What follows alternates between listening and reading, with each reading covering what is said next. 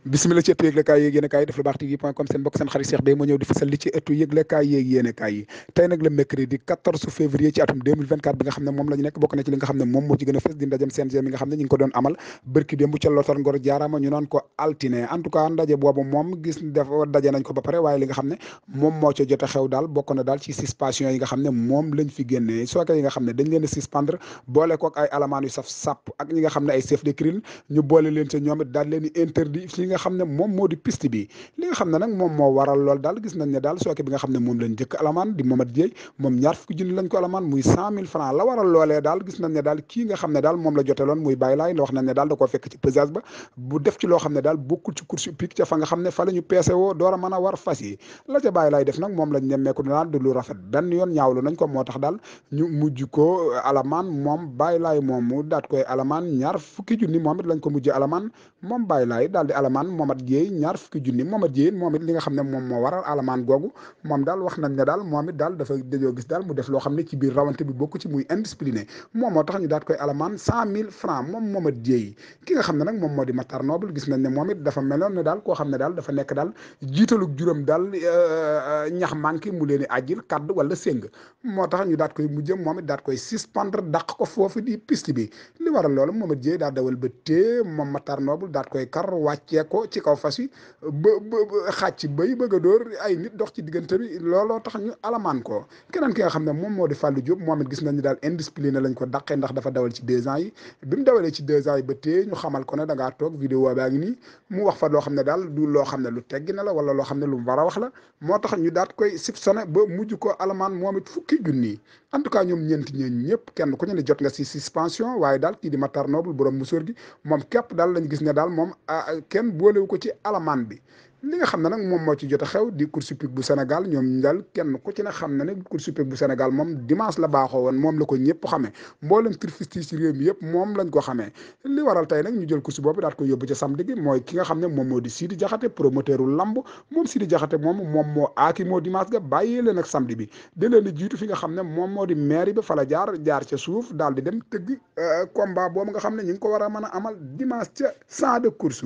ndax Sidi Diakhaté du jël dimanche bi bàyyi leen ak samedi bi en tout cas li wér te wër moom loolu moom bu ko defee moom mboolem dañ njabootu course moom duñ ko rafetlu benn yoon ndax course daal ku ne xam na ne mi ngi fonctionné ci dimanche ci la ko ñëpp xam te lamb moom yàgg naa am mercredi jeudi ba vendredi journée ordinaire yeeg yëpp ñoom yàgg nañ cee dawal li nga xam ne nag moom moo waral Sidi Diakhaté bàyyi fa arène nationale ba daal di dawal wutali fii di champ de course li waral loolee nag gis na ne fii daal moom moo gën a jege ci moom te ñi nga xam ne ñoom lay tëggal lamb ay mbëri mbogo lañ moo tax foofu rek lañ mën a yem leneen li nga xam ne nag moom moo ci jot a xew di course hippique bu Sénégal ñoom daal dëggalaat nañ seen bopp daal ñu ngi koy dawalaat ca Thiès kaay benn dëkk ñaari gaar gannaaw tëkkale bu rëy bi nga xam ne amoon na ci dimanche bi nga xam ne moom la génnoon di ñetti mol 3 ans yi nga xam ne ay dëkk dëpp lañ ay ndaanaan lañ taxoon daal ñenn ñi wax ne sax tëkkali boobu lañ ne woon moom lañ jortu ne billet yi yokku waaye ñi nga xam ne ñoom ñoo ŋànk CNG bu course hippique bu Sénégal ñoom noonu leen a avisé wuñ benn yoon ci loolee ba tax ñu yokk billet yi il est temps dafa jot il est l'heure dafa jot sëkk ñu war koo yokk ko bu ko defee ñu mën cee am ay xaalis man cee fatt yenn bunt yi ndax amuñu benn partenaire bu ñu mën a jëre xaalis lu dul Lonase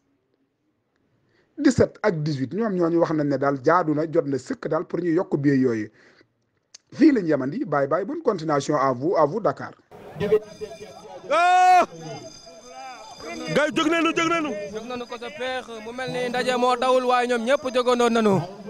fas yi dañoo ànd di xeex ci diggante Mama Soda Diaw Yëgul Buur ak ki nga xamante ne si moom mooy Serifou ak Lam Toro mu mel ni Yëgul Buur moo génn si kanam